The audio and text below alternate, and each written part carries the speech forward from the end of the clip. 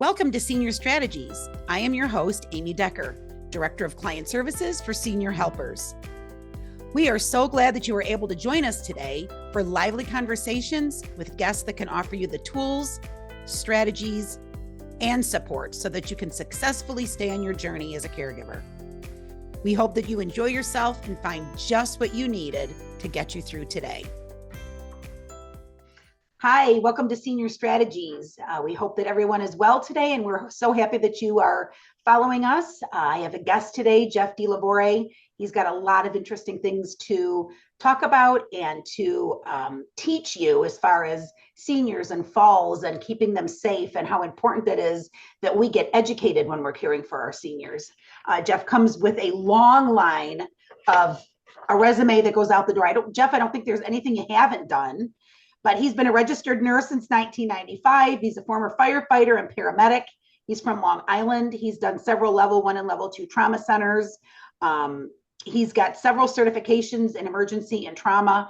And his focus now is just keeping our seniors safe and keeping them from falling and bleeding. And we've had him on before. I think we had you on about a year ago, Jeff. So we're excited to have you back because you've got some new interesting things to talk about. But talk a little bit about yourself and what your focus is right now and how we can use you. Wow, Amy, thank you so much for having me back on. It's a real pleasure to be back with you. Yeah, time goes by very quickly. To hear you quote that resume, it makes me realize how old I really am. But no, listen, I love what I do, and that's why, being a nurse for 30 years, being able to move to this stage of my career now and take the experience that I've built up over that time and be able to pass along the knowledge and experience to help others prevent these horrific injuries that I was, exposed to both in the pre-hospital and the hospital side of things over the years. And you probably saw so much of it that as you're watching it, you're thinking there's so much we can do to prevent this, but yet you probably saw it all the time. Absolutely. Mm-hmm. I'm not a big guy on statistics, but when you hear nationwide every 11 seconds that somebody is going to an emergency room because of a fall-related injury, that's shocking. Falls are inevitable, and we understand not every fall is avoidable, but we can do our part to try to reduce the number of falls, mm-hmm. especially in the older population. If we take certain steps, certain measures, and it's just a matter of, doing certain things, like as we get older, we're a little bit more limited by physically by what right. we're able to do. So just by taking a few extra seconds, slowing things down, right. That's a real main focus of a lot of the talks that I have with folks is, hey, I'm going to be 55 this year, and my body still wants to act like it's 15, but right. It's not allowing me to do that. Even I have to slow it down myself too. Physically, I'm not capable of what I was able to do even 10 years ago. Right. So I just try to reason with people and say, hey, listen, we all have to understand that nature takes its toll. We may not like it, but if we don't adjust to that, we're putting ourselves at risk for serious injuries. Very, very serious injuries. And I know we've seen little cartoons every once in a while on social media that, when we used to play on the monkey bars at school that were metal and 18 feet in the air, and somehow we'd fall off of those and survive it. But at the age that we're at right now, we're a sneeze away from a broken neck, So like you said, we got to slow things down. We can't slippy rugs, like whatever it is, walking through the house fast, or with age, you have to stay on top of it.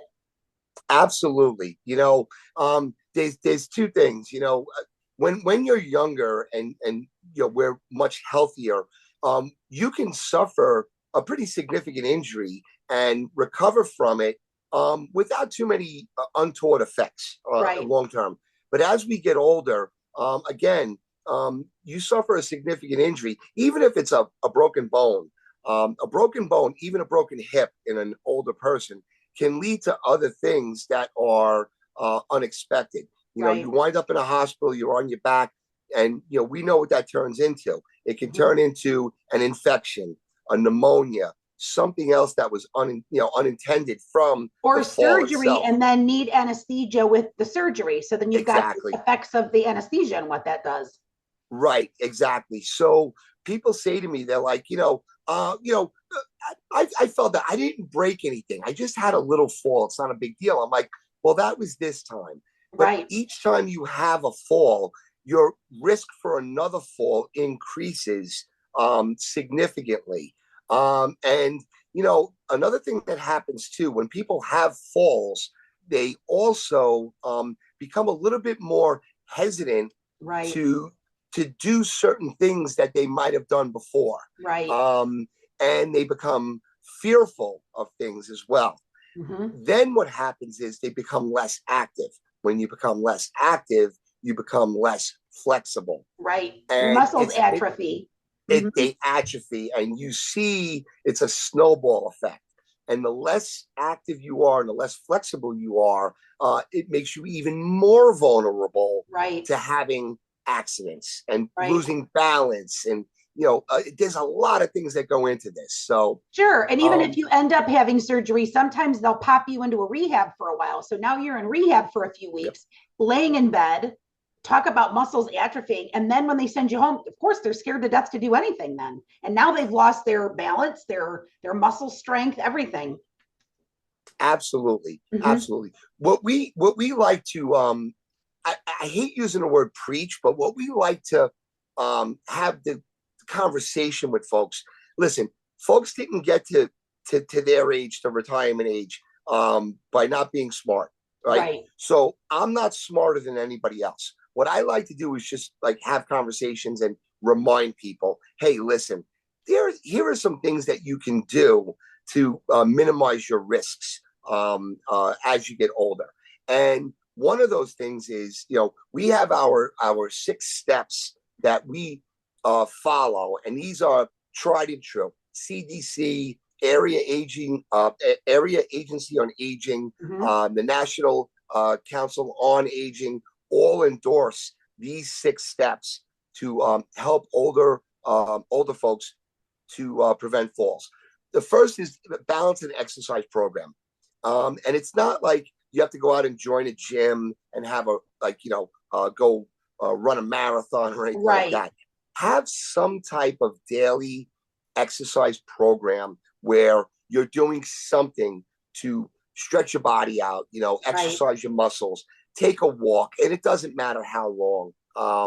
Do chair yoga, do something like the Silver Sneakers program, Mhm. or something Or along even those lines. just getting in your swimming pool. Most of us in South Florida either have a pool or have a pool in our community. So just a little bit of swimming around helps. Absolutely. Mhm. Even if you don't swim, Amy, you know what's great? How about walking in the water? Yes.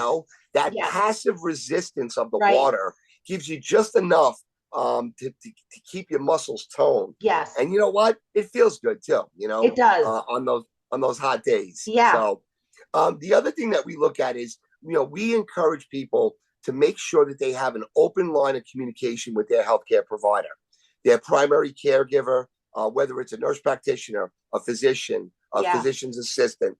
And it's super important because we know in this day and age, people don't have one doctor as we get Right. older, right? We have a primary care, we have a cardiologist, we have a Right. neurologist, we have an orthopedic.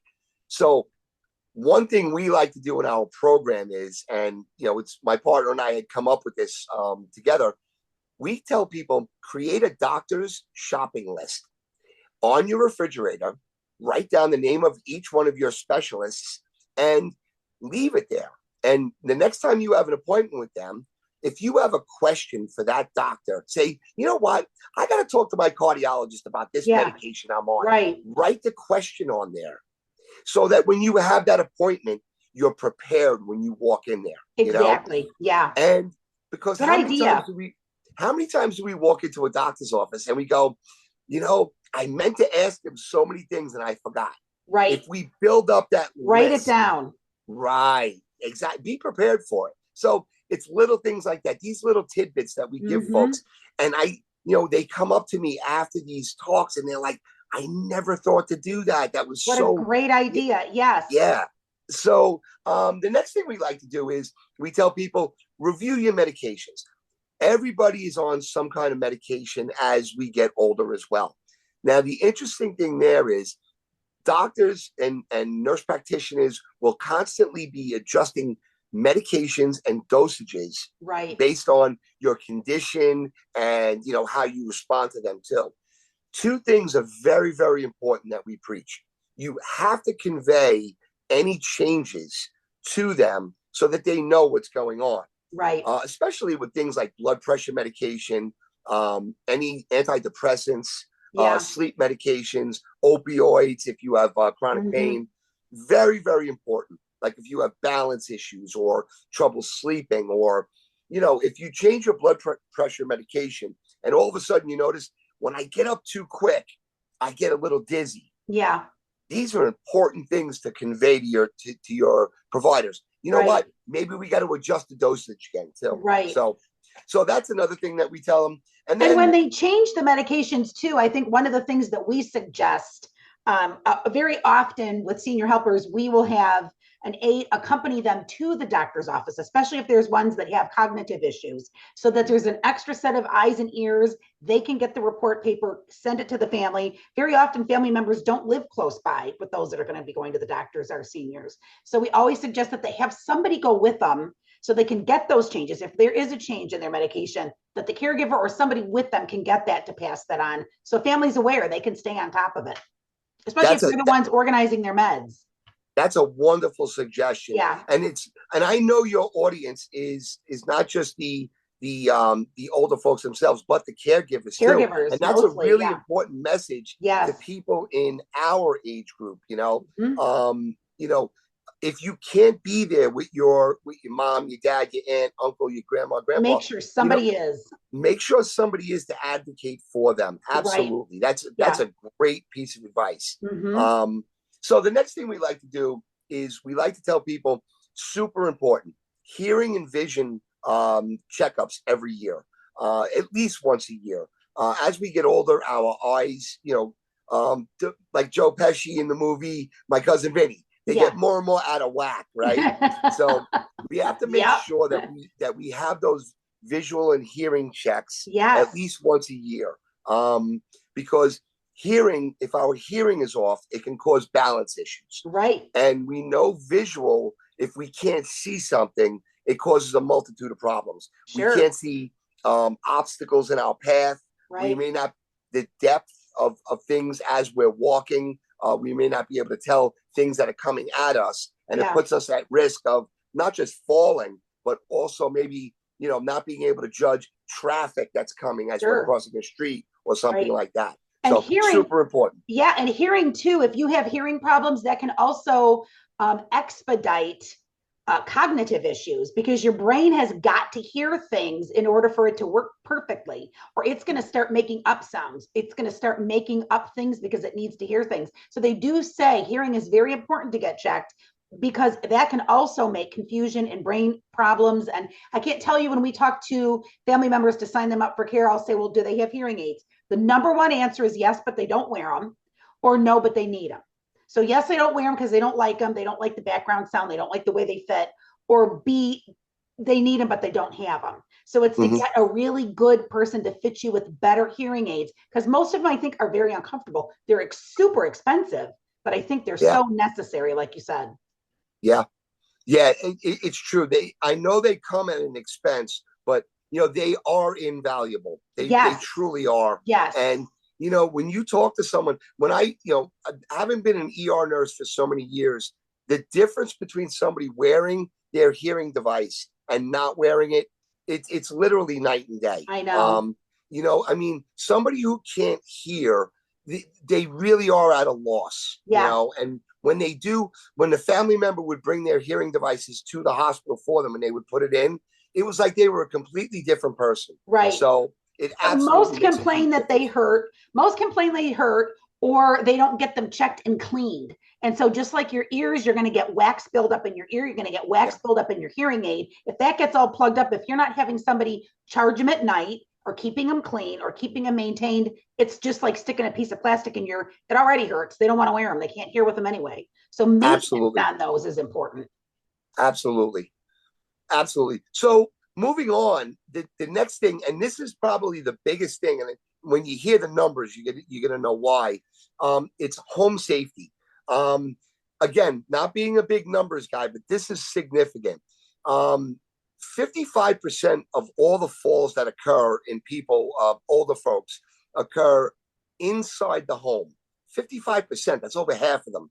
And Wow. then another 22% occur outside or around the home. So that's 3 out of 4 falls occur at home. Mm-hmm. So, and mostly in the bathroom. Would you say bathroom is one of the number one places in the home? Yeah. Now, I don't have statistics on that, but anecdotally, I will tell you, in the years that I was a firefighter and a paramedic, most of the falls that we had were for older folks were in the bathroom. Yes. Yeah.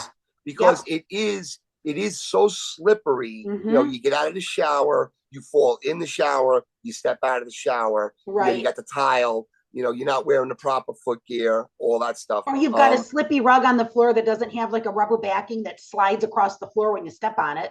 Absolutely.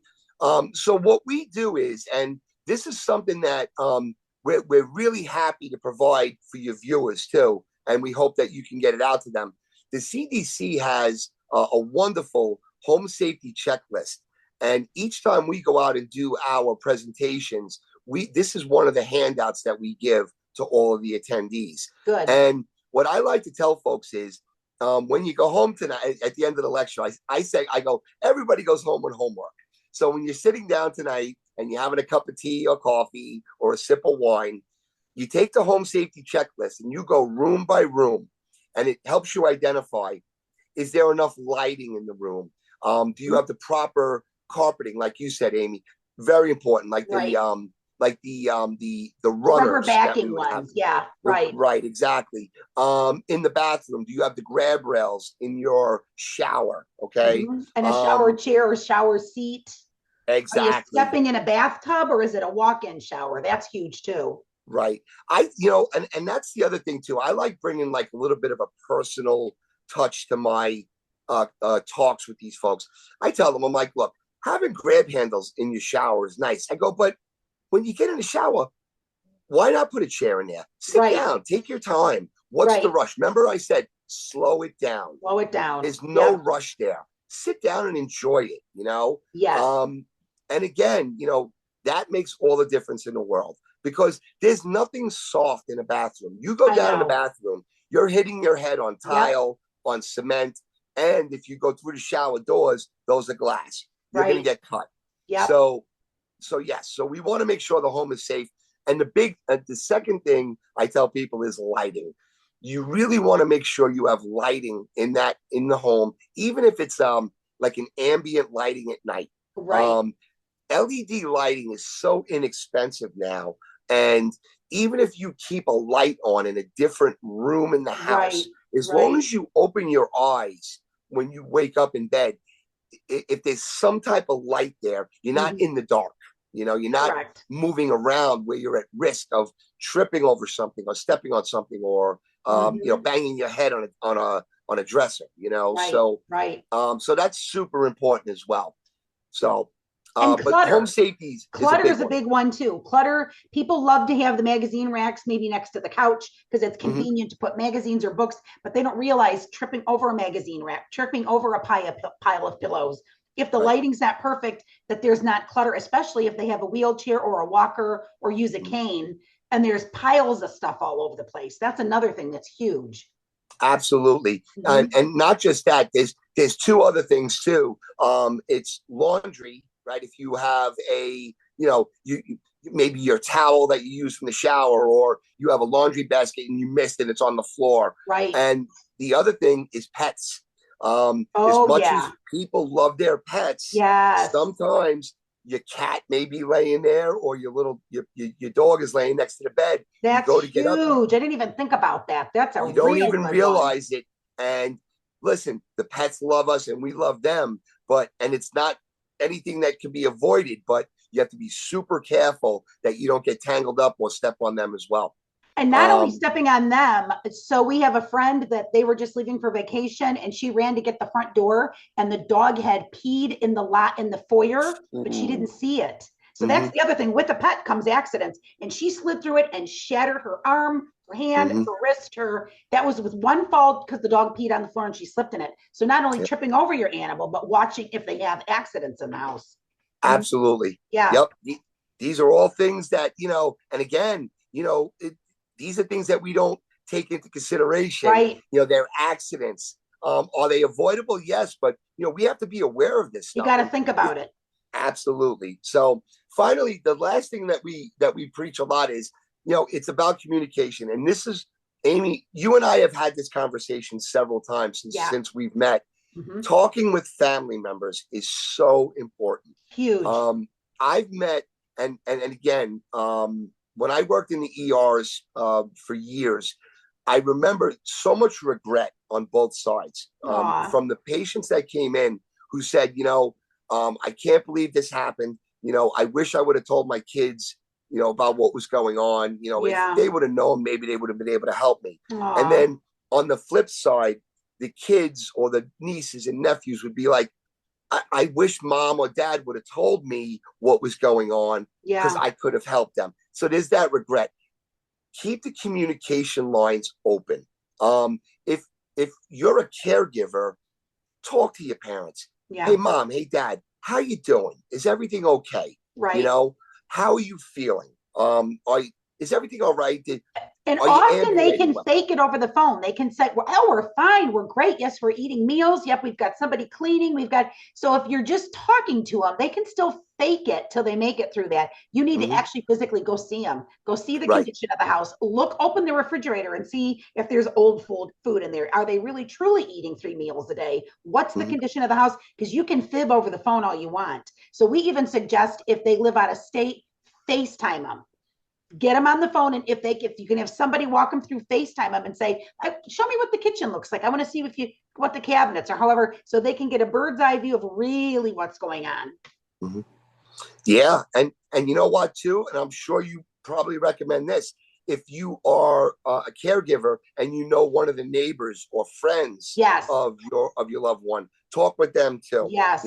Hey, my mom doesn't sound quite right. How is she doing?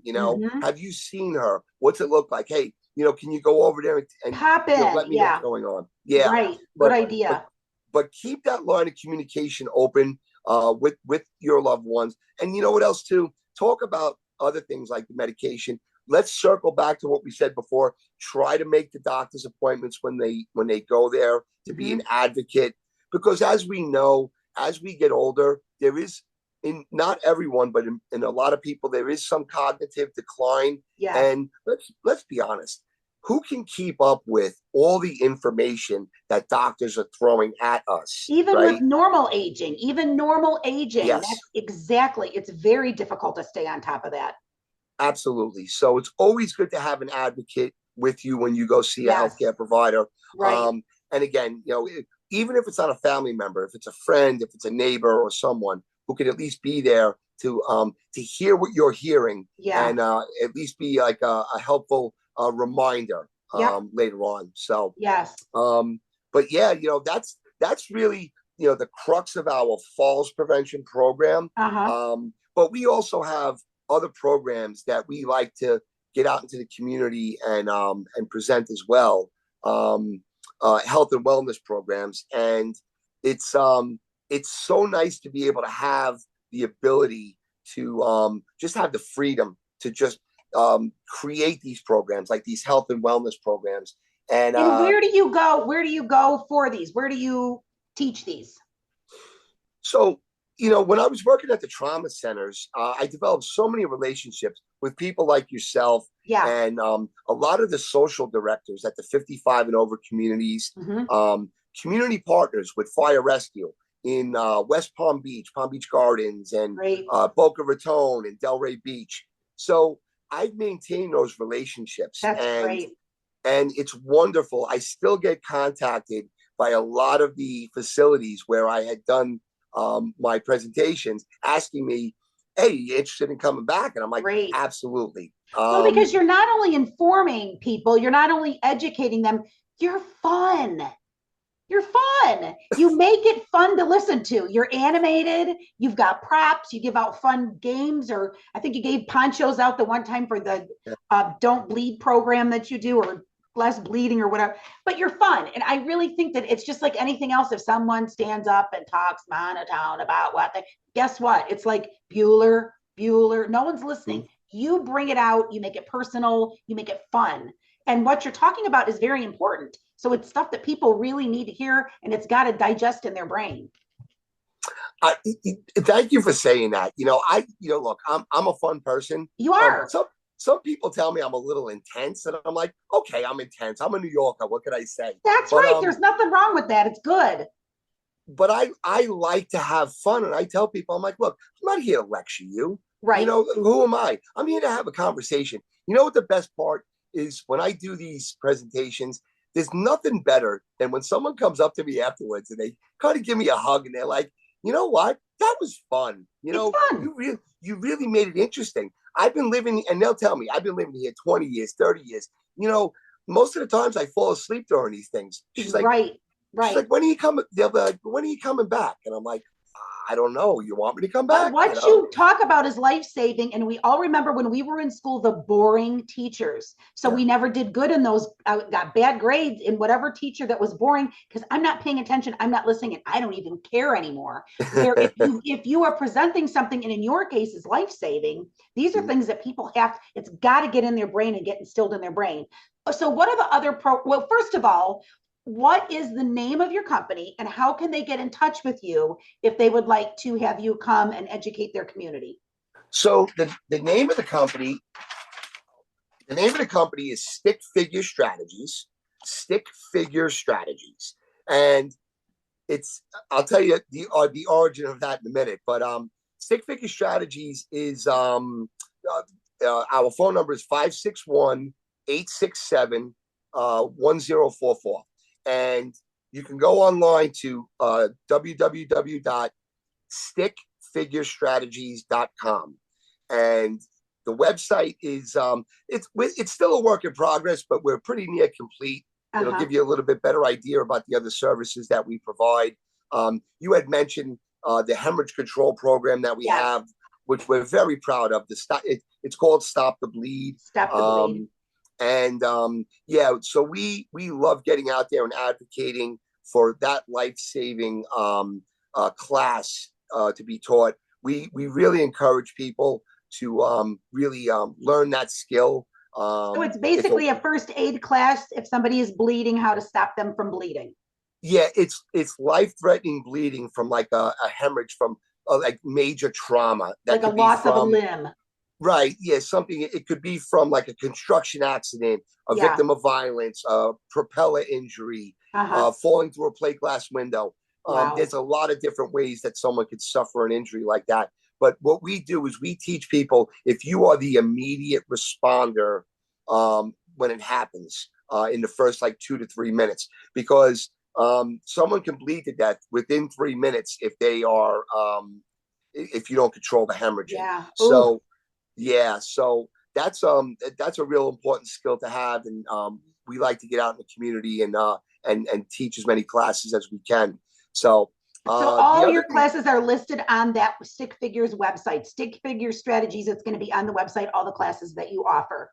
Yes. Yes. And the other area that we are focusing on, in October, we had those horrific storms that came through and struck Palm Beach County as a result of the hurricane Milton. Yes, horrible. Yeah, horrible. And we saw the devastation that hit in like Palm Beach Gardens and Wellington and all around there. We do storm preparation classes, storm preparation education as well, and I know we're probably past the season now, but we like to help raise awareness about that too. Sure, for next year. With those types of storms, it's all about the preparation ahead of time. Yeah. And then it's really about listening to the warnings when the storms are hitting. Yeah. So, but my partner and I have a lot of background in emergency management and responses. Me, not so much in South Florida. It was up north when I lived in New York, but him down here in Florida. We've responded to all kinds of incidents. So we like to share that knowledge as well. Great. With folks. That's great. And then will it have on your website, will it have a schedule of where you're going to be and when? Or you're working on that? Well, what we do is we're scheduling events by appointment. So gotcha. As if you want us to come out and do a presentation, we'll set it up. The big news that we have is that we were able to sign a contract with the Florida Department of Health to do some regular classes with them for Stop the Bleed classes, and we're going to be working with them on injury prevention initiatives that include like bicycle helmet fittings, because I'm a state of Florida bicycle helmet instructor and fitter as well. So we're going to work with them to go to some of the more underserved communities to get bicycle helmets into the hands of kids to try to help reduce traumatic brain injuries. Great. And we're going to work with them also through some of my affiliates that I work with to work with them on human trafficking and also victims of violence too. Wow.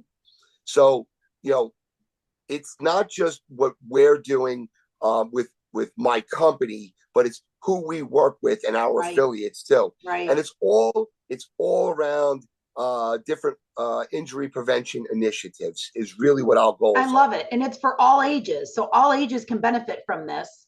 Yes. And I think it's great. And I've heard you speak many times. And I think what you have to say, like I said, is life-saving. Our seniors, one slip and fall that can break their hip, break their neck, break their arm, could really turn that into a devastating demise for them. So learning how to keep that from happening, and having their caregiver or a family member go through the house and take your checklist and make sure the rooms are safe, is just imperative. And like you say, staying on top of things, staying in communication with them, making sure someone is visually walking in and seeing the condition of the house. Because very often we'll get most calls that somebody wants somebody to go in and care for their family after the holidays.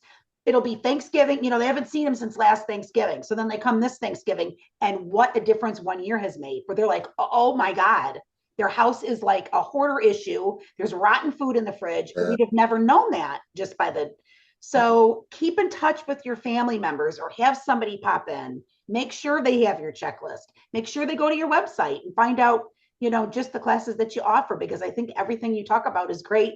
And I'm proud of you that you're doing so much of this on your own and just making a difference in the communities. You're doing great. Thank you. If I could add something to that too, maintaining a relationship with my community partners. The fire rescue agencies in Palm Beach County have wonderful community programs. And the community paramedic programs have these in-home services that they offer through Palm Beach County Fire Rescue, West Palm Beach, and also Palm Beach Gardens, where they'll do in-home assessments for folks. Nice. To measure their fall threat risk. So that's another service we provide also, and when the website is completed, we'll have links to all of those agencies and how you can contact them and utilize those services as well. That's great. And I'm sure they do everything from from the minute you step in, look at the front of the house, to the step going into the front of the house. If they're in a wheelchair or walker, is there a ramp? Is it safe? Is there a lip on the door? Is there a slippy rug at the front door? I think, we do a checklist as well before we go into somebody's home to say this and that's got to change. You got to get that. Or if their medications are stored next to cleaning supplies, could they accidentally be picking that up? And so there's just so many things you have to think about. And like I said, what you have is very educational, and I'm thrilled that you're in our communities to be able to educate all of us on what we need to do to be healthier adults as we age. Oh, thank you so much. Like I said, it's a passion of mine. You're not a registered nurse for 30 years unless you love what you do. That's right. And in 1995, it'll be my 30th year as a registered nurse. And, wow. And I couldn't be more proud of the work that I've been able to do and continue to do. It's it's in my heart, and I truly can do tell. love We can helping all people. tell. Yes. And you Yeah. can see that it's a passion. And like I said, we had you on the show a year ago, and we'll have you on the show again in a year and see the progress that you've made or what other programs that you may have. But thank you for being with us. We've learned so much from you, Jeff. And everybody, be sure to go to the website. Be sure to go to our Senior Strategies Facebook page, as well as our Instagram, and we will post other information and other classes that Jeff offers. So be sure to go to that so that you can sign up for one yourself or have them come to your 55 community. Or if you're in an assisted living facility, you may want somebody to come there. So be sure to check in or leave your questions for Jeff, and I'll be sure to pass those on. Thank you, Jeff. Thanks, Amy. Thank you for watching our show. We hope that you found an answer to a question or a resource that can assist you. Our goal is to keep all of you that are caregivers informed, refreshed, and heard. We're here for you. Please don't hesitate to reach out to us with any questions.